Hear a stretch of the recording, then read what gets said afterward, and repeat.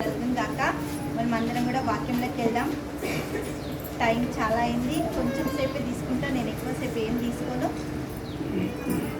సంఖ్యాకాండం 6వ అధ్యాయము 24వ వచనం మనం చూస్తే, యెహోవా నిన్ను ఆశీర్వదించి నిన్ను కాపాడును గాక. దేవుడికి మహిమ కలుగును గాక. దేవుడు ఆశీర్వదించకుండా, దేవుడు కాపాడకుండా మనం ఏమీ నెక్స్ట్ స్టెప్ తీసుకోలేదు. దేవునికి మహిమ కలుగును గాక. ఒకవేళ మనకు బ్లెస్సింగ్ వచ్చింది, ఈ విధంగా మన లైఫ్ ఉంటుందంటే కేవలం దేవుడి కృప. దేవుడికి మహిమ కలుగును గాక. బిడ్డలు ఇద్దరు కూడా మాకు తెలిసినప్పటి నుంచి, చిన్నప్పటి నుంచి వాళ్ళు మాకు తెలిసినా కూడా వాళ్ళిద్దరు కూడా చాలా ప్రేయర్, చాలా దేవుడితో కనెక్ట్ అయిన కుటుంబాలు ఒక తీరుగా ఉంటాయి. దేవుడికి స్తోత్రం. దేవుడితో ఎప్పుడైతే మనం కనెక్ట్ అవుతామో ఆయన పని చేయడం స్టార్ట్ చేస్తాం. దేవుడికి మహిమ కలుగును గాక. దేవుడు ఒకటే చెప్తుంది, యెహోవా నిన్ను ఆశీర్వదించి, దేవుడికి స్తోత్రం, నిన్ను కాపాడును గాక. యెహోవా నీకు తన సన్నిధి ప్రకాశింపజేసి నిన్ను కరుణించును గాక. దేవుడికి మహిమ కలుగును గాక. అన్ని దేవుడు వచ్చిన గాక ప్రతిదీ కూడా ఫిల్ చేసి పెట్టింది టైం ప్రకారం. దేవుడికి మహిమ కలుగును గాక. ఆయన టైం చాలా గొప్పది.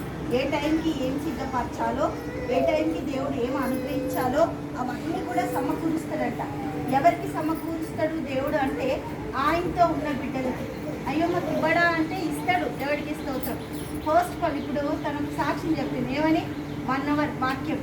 వాళ్ళు ఫోన్ చేసిందంటే ఫస్ట్ అంకుల్ అదే అడుగుతారు, ఏంటి అంటే మీరు ఫస్ట్ వాక్యం చదివిండ్రా, చిన్నబాబు ఏడుస్తుంది అంటే వాక్యం చదివిండ్రా, ఆమె సతాయించిందంటే వాక్యం చదివిండ్రా. అవన్నిటికంటే ఫస్ట్ వాక్యం చదివిన తర్వాత ఫోన్ చేద్దామని చాలామంది అదే డిసైడ్. దేవుడికి మహిమ కలుగును గాక.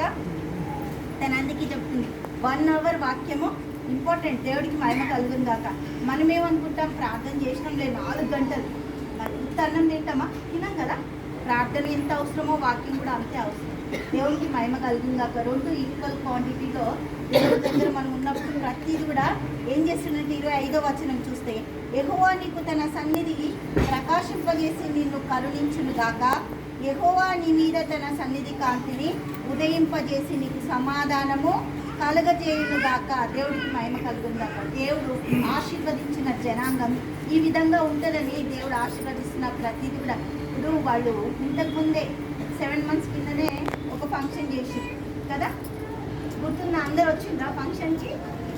ఏం ఫంక్షన్? ఉండాల కదా. మళ్ళీ 7 months తర్వాత మళ్ళీ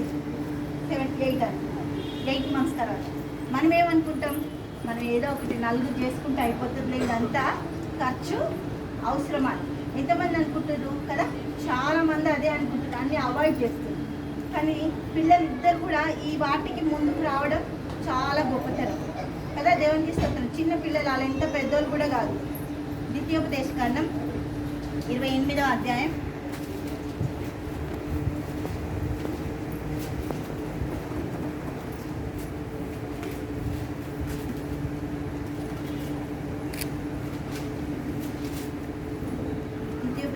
28వ అధ్యాయము